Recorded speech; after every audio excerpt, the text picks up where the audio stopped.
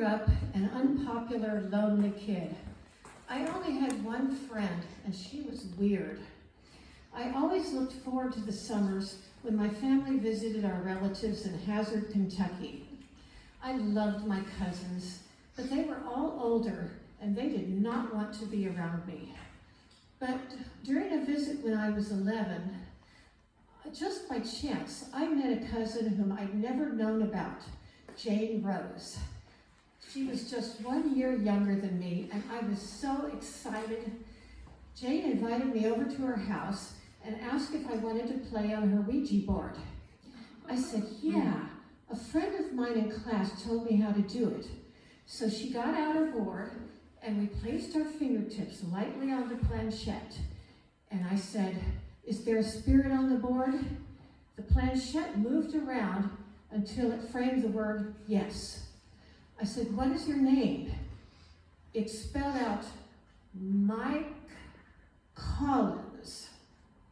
Now I swear to God that I was not moving that planchette, and Jane swore that she wasn't either. So we were definitely talking to a real spirit. We had a nice long chat. Mike told us that he was 19 when he died of leukemia. I didn't even know what that was, so there's no way I could have made that up. He told us that he had a girlfriend named Barbara Baker, a redhead, who died soon after he did in a car crash when she was 18. He told us about his family and made predictions for our futures.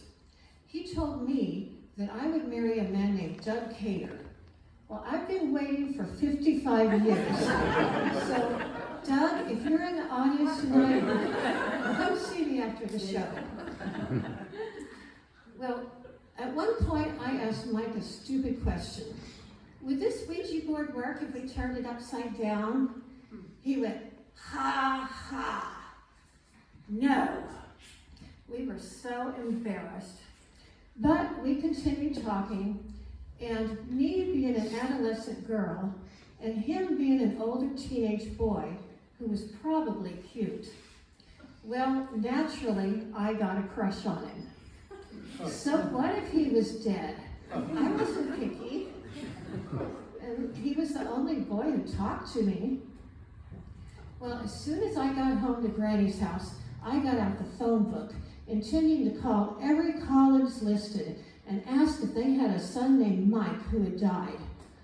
I had looked forward to telling his dad that we were in contact with him. Wouldn't he be thrilled at the chance to talk to his son again? Or maybe he'd be really mad, thinking it was a cruel joke, and he'd yell at me. In either case, I knew for a fact that my dad would kill me. So I chickened out. I'm so glad now that I did. Even so, Jane's mother never let her play with me again. Jane must have told her what we had done. I can just imagine her horror that this big city girl was corrupting her innocent baby. Hey, it was Jane's idea, but I'm sure she left that part out. Well, 2 years later, my parents bought me my own Ouija board. I just don't understand why conservative Presbyterian people, like Jane's parents and mine, would buy us such things. I guess they just thought they were silly games. Presbyterians don't believe in spirits, so what harm could it do? It's not like a couple of little girls could conjure anything, right? Well, the spirit on my new board claimed to be a German soldier fighting in World War II who died before the war ended. He didn't remember his name, so I said, do you want to be called Hans, Fritz, Wilhelm, or Adolf? He went, Adolf! Just Adolf or Adolf Hitler? He went, A-H. Well, I knew that he wasn't the real Hitler, but if that made him happy, fine. He was a lousy speller, so he only wanted to answer yes-no questions. I showed him my history book so that he could learn how the war ended. The planchette moved up to the book and then moved from left to right several times, reading each sentence. He made no comment, though. I spent most of my time with him on that board. It was like he was my only real friend, real being a relative term. We spent every evening watching TV together. We watched Hogan's Heroes, our favorite show. It was tiring keeping my hand on that planchette the entire time, but I didn't want him to miss anything. I even took him to Granny's house the next summer. During the drive, I put the board in the window so he could watch the scenery. Now, you would think that my parents would have been concerned about my obsession with the board. No, but there was someone who was concerned. Our church youth pastor. He took his kids on a retreat where he preached about the evils of the occult.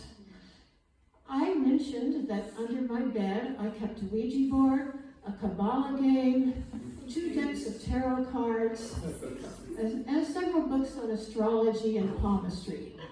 He cried out, "Demons are dancing around your bed every night. You must destroy everything." I didn't really want to, but I did, and I immediately regretted it.